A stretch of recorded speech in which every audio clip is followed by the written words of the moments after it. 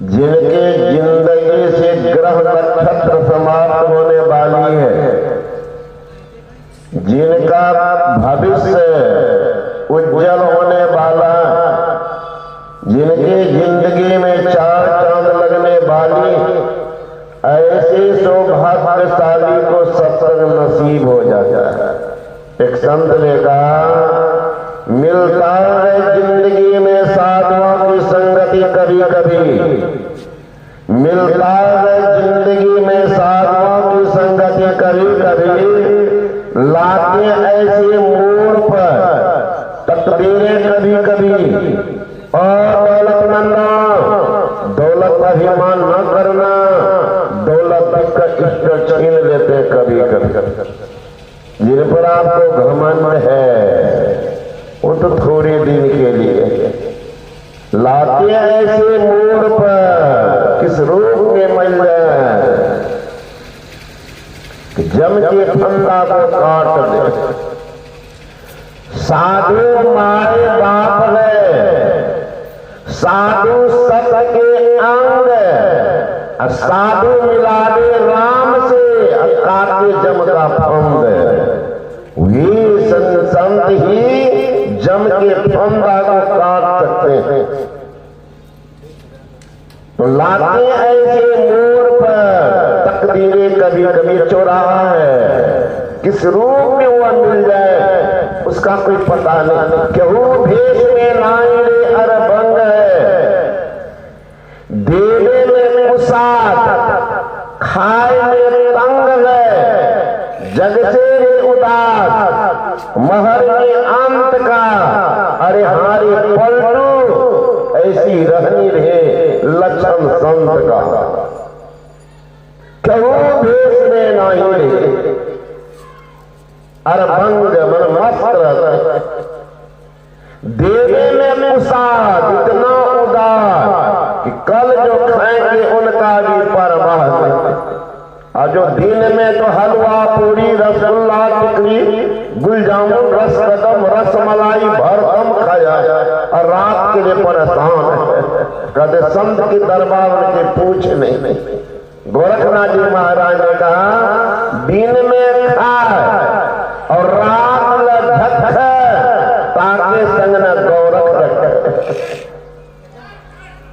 तो भेष में नाई रे अरबंग है, देवे में कुसाद, खाए में तंग, जग से रे उदास, महर में अंत का, अरे हारी पलटू, ऐसी रहनी रे लक्षण संत।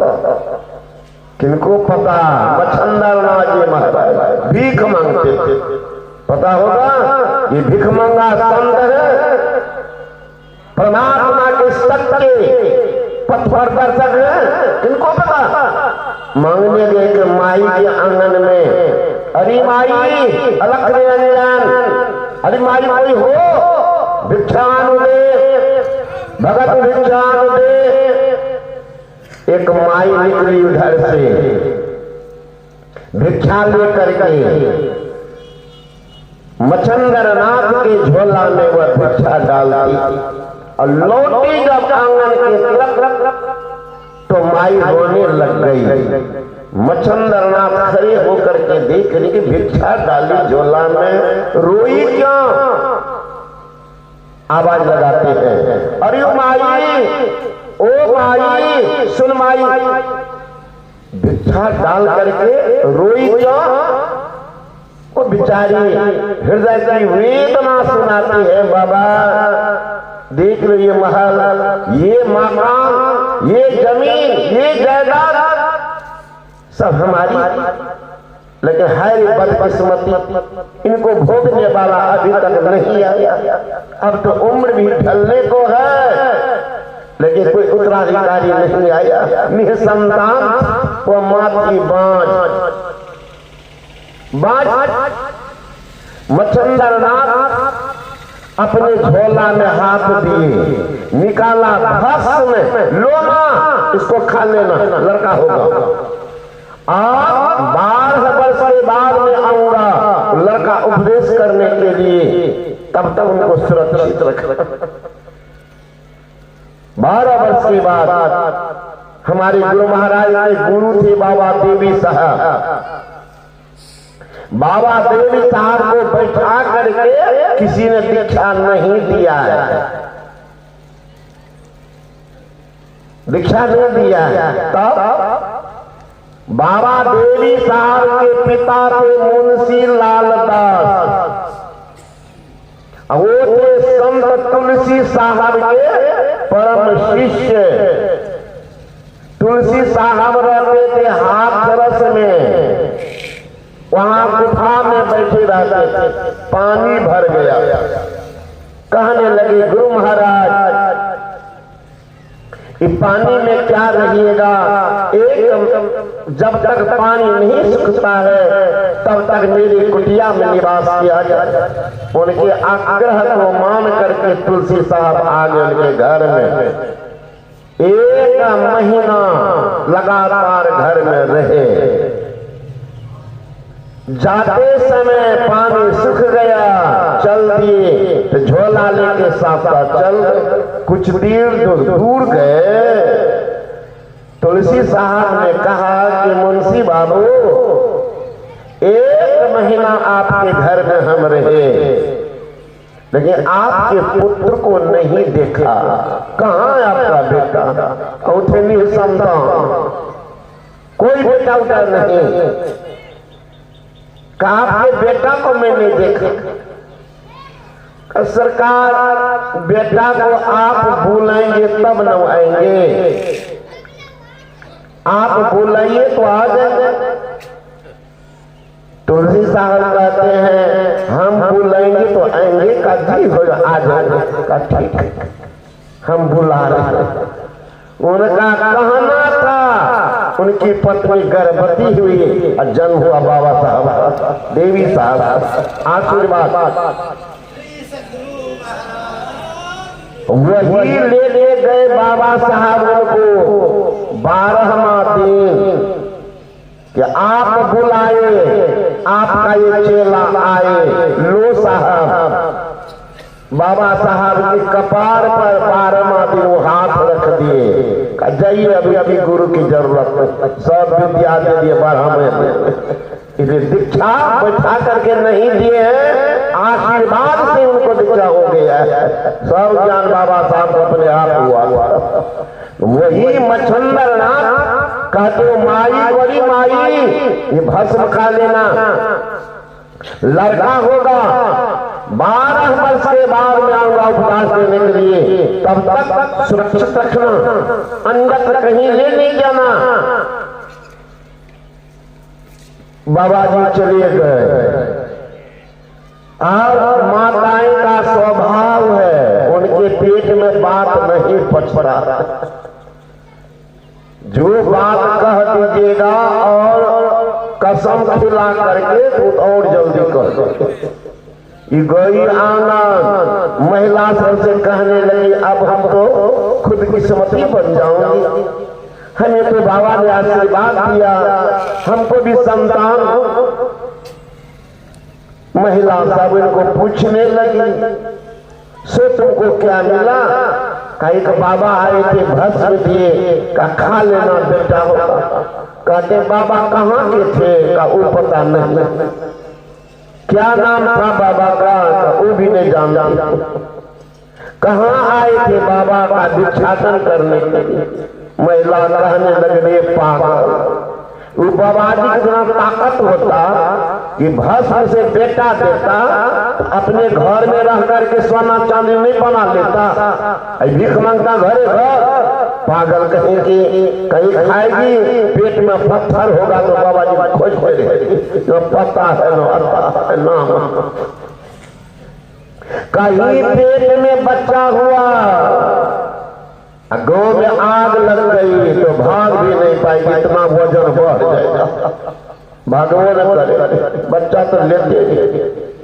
कहीं बच्चा उल्टा पुल्टा हो गया तो बच्चा का ये दौलत कौन चलेंगे, उसी में तो मर जाए। सोचने लगी ठीक कहती झंझट से बढ़िया भले फिर ये का क्या करें, क्या कर फिर फेंक दिया। अब बुहार करके पूरे गांव के लोग गांव के बाहर में गोबर जमा करते थे, उसी में जाकर डालते। 12 वर्ष के बाद मच्छंदरनाथ पहुंच गए सीधे माई के घर। अरे माई लड़का का खाती तब ना कहती बाबा मैं खाई नहीं खाई करना जा रे अभागा बदकिस्मत, मेरा दिया हुआ फर्स्ट बेकार जा नहीं सकता है। लड़का तो तैयार हो गया होगा, पाप तू जल्दी बता। दौड़ती गई गाँव के बाहर का बाबा किसी में फेंकियो का चल हट बैठ गए मच्छंदरनाथ। आवाज लगाते हैं, अरे ओ फकीर के बाल का कहाँ हो, ओ फकीर के बाल का कहाँ हो। भीतर से आवाज आती है, गुरु महाराज मैं बहुत भीतर में दब गया, कभी हाथ बढ़ाकर पकड़ के निकल, जो ही गोबर में हाथ डाले 12 वर्ष का लड़का बाहर निकल गया। स्नान कराते हैं, नामकरण करते हैं, गौरक्ष उसी का ग्रंथ है गोरखनाथ। गोरखनाथ का कौन माँ बाप गोबर के गड्ढा से मच्छंदरनाथ शक्ति से पैदा किए हैं। मच्छंदरनाथ वही गौरक्ष, उसी का ग्रंथ पर गया। लोग बोलते गोरखनाथ गोरखनाथ, वह गौरक्ष गोबर ने रक्षा किया। मच्छर साथ में लेके चले। मच्छंदरनाथ रास्ते में जो ही गए, मच्छंदरनाथ ने कहा कि बेटा गौरव जी गुरुदेव और मुझे भूख लगी है, थोड़ा इंतजाम करोगे का जी गुरु महाराज। गाँव गए घूमने, लोग से मांगते हैं, अरे कोई माई हो, गुरु महाराज को भूख लगी है, भोजन दो। एक माई निकली, देखिए 12 वर्ष का लड़का है, दया उम्र, इतना बड़ा सन्यासी क्यों बन गया। गोरखनाथ से पूछती, हरी बाबू इतनी कम उम्र में साधु क्यों बना। गोरखनाथ कहते, माई जामन मरण बहुरी वियोगी ताथे गोरख भेला जोगी। जन्मने मरने में जो कष्ट जीव को होता है, इसी डर से मैं साधु बन गया हूँ। जन्म मरण के फंदा को काटना। जामन मरण बहुरी वियोगी ताथे गोरख भेला जोगी, इसी कारण से जोगी बना। माई बनाई थी बोरी भात का, ले जाओ गुरु को खिला देना। ले गए मच्छंदरनाथ को, जो ही दिए। मच्छंदरनाथ को बहुत अधिक पसंद होता था बोरी भात। मच्छंदरनाथ सब बोरी भात खा गए। कहते बेटा वो माई तो बहुत अच्छी बोरी बनाई, थोड़ा और मांग करके ले आओगे। अब तो देखा हुआ घर चट से पहुंच गए। अरे माई थोड़ा और बड़ी बात। तो माई निकली, अरे भोला भाला सन्यासी, तुमको अभी कोई व्यवहारिक ज्ञान नहीं हुआ, संसार में कुछ भी बात नहीं सीखा। अरे भोजन बनाई हो पति के लिए, बेटा पोता नाती के लिए, ये थोड़ा ज्यादा था, हम तुमको दे दिए। अब फिर मांगने के आवे बेटू राशन खाए हो क्या, कहने माई गुरु महाराज लाए, जाओ दूसरी जगह मांगो। कहा नहीं माई थोड़ा बड़ी भात दे। अरे दूसरी जगह मांगो, हम किनको भूखा रखें घर में, अब तुमको दे देंगे तो भूखा किसी को रखना पड़ेगा, ज्यादा भात दिए थे, जाओ। कहा नहीं माई थोड़ा। और माई सोचने लगी कैसे इनको भगा। माई का सुनो, अब ऐसे बड़ी बात नहीं दूंगी। काका एक आंख निकाल के दो, बड़ी भात दे दो। सोचा कि भाग जाएगी, भाग जाएगा डर। संतान में भय किस बात की। निर्धन डरता है धनवान से, बलहीन डरता है बलवान से, मूर्ख डरता है विद्वान से, लेकिन धनवान बलवान विद्वान भी डरता है चरित्रवान से।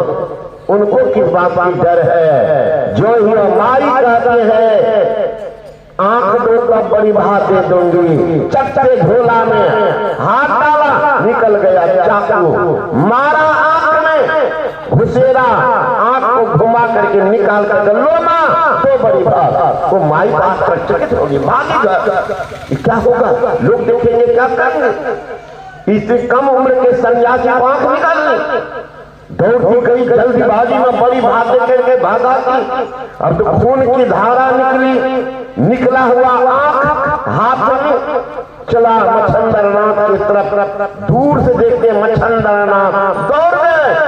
बेटा किसने किया है? कहा गुरुजी बड़ी बात ने किया है।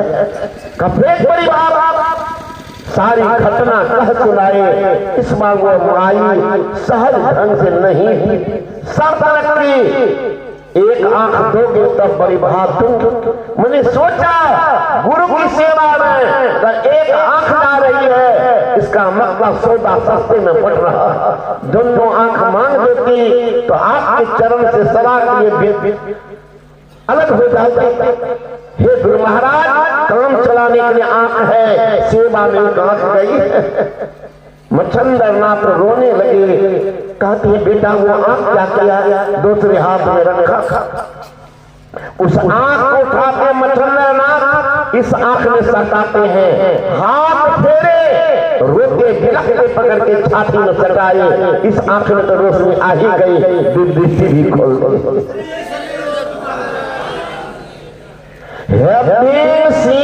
हिंदू सन्यासी वंश, it is difficult for a team और हिज मैसेज। एक बार हिंदू सन्यासी के मैसेज को उतरने दो, जिंदगी में तब तक चैन नहीं लेने देंगे जब तक जिंदगी को किनारा नहीं लगा देंगे। कोई सरोवर है, तालाब है, एक ढेला तो फेंक दीजिए, तरंग उठता है, वो तरंग बीच में समाप्त होता है जब तक वह किनारे नहीं लग जाता। उसी तरह से गुरु का दिया हुआ ज्ञान बीच रास्ते नहीं छोड़ता है, किनारे लगा करके ही दम मारता है।